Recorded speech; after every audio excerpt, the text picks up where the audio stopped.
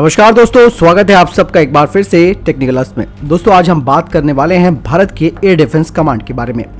दोस्तों वीडियो की खास बात यह है कि इसमें जितने भी आप बातें जानेंगे वो सारे डिफेंस एक्सपर्ट्स की हैं। तो चलिए शुरू करते हैं। Air defence command integrated tri service का हिस्सा होगी और जिसे इंडियन एयरफोर्स के अधिकारी के द्वारा हेड किया जाएगा, यानी कि संचालित किया जाएगा। जो कॉन्सेप्ट ऑफ एयर डिफेंस है उसका मतलब ये है कि हर सर्विस का एक अपना डिफेंस सिस्टम होगा। जैसे कि आप सभी को मालूम है कि भारत में थिएटर कमांड्स बनने वाली हैं और इस थिएटर कमांड को किस तरीके की टीमें संचालित करेंगी, साथ ही क्या ये ज्योग्राफिकल यानी कि भौगोलिक रूप से स्थापित किया जाएगा या फिर इसे अपने हिसाब से ही तैनात किया जाएगा, इसकी तस्वीर अभी साफ नहीं है। एयर डिफेंस कमांड सभी तरीके की वायु रक्षा प्रणालियों का एक साथ इस्तेमाल करेगा। अभी भारत के पास 2 ट्राई सर्विसेज कमांड है। भारतीय वायुसेना के पास पहले से ही एयर डिफेंस कमांड का कंट्रोल है, लेकिन जो एयर डिफेंस कमांड होगी वो तीनों सेनाओं के द्वारा इस्तेमाल की जाएगी। इसकी खास बात ये होगी कि ये काउंटर करेगा दुश्मनों के एयर थ्रेट को। डिफेंस एक्सपर्ट्स कहते हैं कि एयर डिफेंस में 2 चीजों का होना बेहद जरूरी है। पहला, हर सर्विस की एक अपनी यूनिकनेस होगी। दूसरा, टिपिकल बैटल सिचुएशन में हर सर्विस अपने स्पेसिफिक वेपन का इस्तेमाल करेगी, यानी कि अपने विशेष हथियारों का इस्तेमाल करेगी। तीसरा, इसमें जिम्मेदारी जो होगी वो क्लियर होगी और इसी यूनिकनेस को मेंटेन किया जाएगा। एयर डिफेंस कमांड एक अच्छा विकल्प है फॉलो करने के लिए। इस एयर डिफेंस कमांड के थ्रू जितने भी संसाधन है एयर डिफेंस का, उनका बेहतर तरीके से इस्तेमाल होगा। दूसरा, इसमें होगा प्रोक्यूरमेंट, यानी कि किन हथियारों का अधिग्रहण करना है। तीसरा होगा एक बेहतरीन कमांड एंड कंट्रोल जो कि एयर थ्रेट को तुरंत रिस्पॉन्स देगा। डिफेंस एक्सपर्ट्स आगे कहते हैं कि अभी जो दिक्कतें हैं जैसे कि आर्मी, एयरफोर्स जो कि एक ही वातावरण में काम कर रही होती हैं और एक ही भौगोलिक क्षेत्र में, लेकिन दोनों के एयर डिफेंस और वेपन्स अलग अलग होते हैं, जिससे एक बड़ी समस्या आती है। जैसे कि आर्मी के पास क्लोज वेपन सिस्टम्स हैं जिसका इस्तेमाल वो अपने एयरफील्ड के लिए करती है, क्योंकि उसके द्वारा जो एयर वेपन्स खरीदे गए हैं वो आर्मी के हिसाब से ही खरीदे गए हैं। लेकिन आर्मी और एयरफोर्स एक जैसे हथियारों का इस्तेमाल क्यों नहीं कर सकते? इस वक्त भारतीय सेना के पास रशियन सिस्टम है, स्वदेशी एयर डिफेंस सिस्टम है और इजरायली डिफेंस सिस्टम है और हर का एक अपना नजरिया है। लेकिन अभी भी कई ऐसे तकनीकी मुद्दे हैं जिनकी जरूरत नहीं है। सीडीएस विपिन रावत ने इसे एक चुनौती के रूप में देखा और जिसमें कि उनका पहला विचार ये है कि तीनों सेनाओं के पास एक जैसे हथियार प्रणाली होगी जो कि पैसों को भी बचाएगी और इन हथियारों का बेहतर स्केल वैल्यू भी प्राप्त करेगी। दूसरा, एक अच्छा कोऑर्डिनेशन होगा किसी भी दुश्मन की चुनौती का जवाब देने के लिए। और सबसे बेहतरीन तकनीक का इस्तेमाल किया जाएगा कमांड एंड कंट्रोल सिस्टम्स में और इनमें अत्याधुनिक सॉफ्टवेयर भी लगाए जाएंगे। लेकिन वही ग्राउंड फोर्सेस की बात करते हैं तो उनके पास अभी इन चीजों की कमी है। सेंट्रल कमांड का मतलब ये होगा कि हर सर्विस की सबसे बेहतरीन चीजों को एक ही प्लेटफॉर्म पे लाया जाएगा। लेकिन अब ये सवाल उठता है कि एयर डिफेंस कमांड बनने के बाद शांति काल में इसका क्या इस्तेमाल होगा।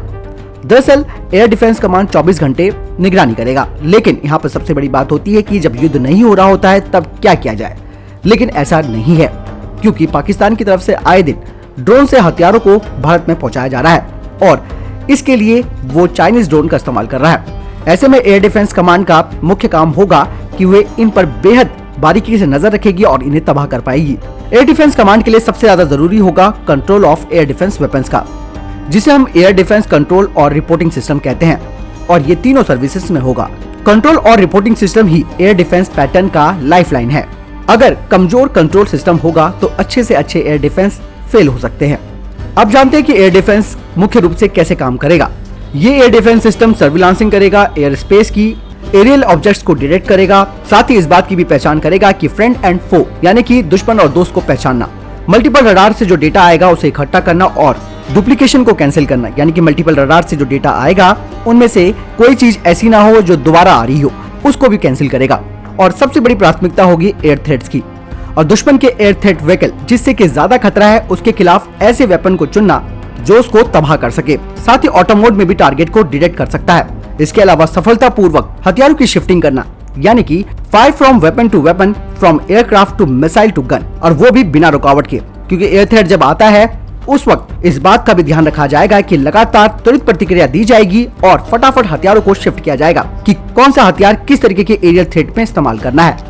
इसके अलावा air defence minute to minute control होगा। आज के समय में भारतीय वायुसेना जो कि ट्राई सर्विस का पार्ट है, जिसके पास इंटीग्रेटेड कमांड और कंट्रोल सिस्टम है, ये 24/7 काम करेगा और अपडेट रहेगा। एयर डिफेंस कमांड के लिए सबसे ज्यादा जरूरी होगा एक बेहतरीन तालमेल का होना, यानी कि आर्मी एसेट्स, नेवी एसेट्स और एयरफोर्स के एसेट्स का नेशनल सिक्योरिटी के हिसाब से इस्तेमाल करना। साथ ही एयर डिफेंस कमांड का सबसे बड़ी खासियत ये होगी कि इसमें अत्याधुनिक हथियारों का इस्तेमाल किया जाएगा और साथ ही फ्यूचर में किन हथियारों का अधिग्रहण करना है वो भी इसमें शामिल किया जाएगा। एयर डिफेंस कमांड की सबसे खास बात ये होगी कि इससे पहले ट्रेनिंग होगी, यानी कि तीनों सर्विस का एक बेहतरीन तालमेल किया जाएगा। किस तरीके से सिमुलेटर्स का इस्तेमाल करना है, किस कंपोनेंट का इस्तेमाल करना है, किस हथियार का इस्तेमाल करना है, ये सारी की सारी चीजें वे एक साथ मिलकर ट्रेनिंग करेंगे। यही नहीं, एयर डिफेंस कमांड का जो सबसे मुख्य काम होगा वो न्यूक्लियर मिसाइल से भी देश को बचाना है। इसके अलावा ड्रोन्स और अन्य बैलिस्टिक मिसाइलों से भी बचाव करना है। तो जैसे कि आप सभी को मालूम है कि भारत में 5 थिएटर कमांड्स होंगी और ये 5 थिएटर कमांड, जहां तक मुझे लगता है वो 5 जो एयर डिफेंस आएंगे भारत के पास S-400 के, उन्हीं के आधार पर ये 5 थिएटर कमांड बनाई जा रही हैं। सबसे बड़ी खास बात यह है कि एयर डिफेंस कमांड में केवल विदेशी हथियार नहीं बल्कि स्वदेशी हथियार भी होंगे। तो कुल मिलाकर आप समझ सकते हैं कि ये है एयर डिफेंस कमांड का कॉन्सेप्ट, जिसे जल्द से जल्द अमल में लाया जाएगा और इसके लिए पूरी प्रक्रिया बन चुकी है। और डिफेंस एक्सपर्ट्स की राय भी आपने जान ली होगी कि किस तरीके से फॉर्मेशन होगा एयर डिफेंस कमांड का। दोस्तों, आपको कैसी लगी जानकारी मुझे कमेंट सेक्शन में लिखकर बताएं। साथ ही आपका कोई विचार है इस एयर डिफेंस कमांड के बारे में, कमेंट सेक्शन में लिखकर बताएं। और साथ ही इसके अलावा और क्या क्या हो सकता है एयर डिफेंस कमांड में, आप मुझे कमेंट सेक्शन में लिखकर बताएं। इस वीडियो के लिए इतना ही, मिलता हूं नए वीडियो के साथ। तब तक के लिए जय हिंद, जय भारत।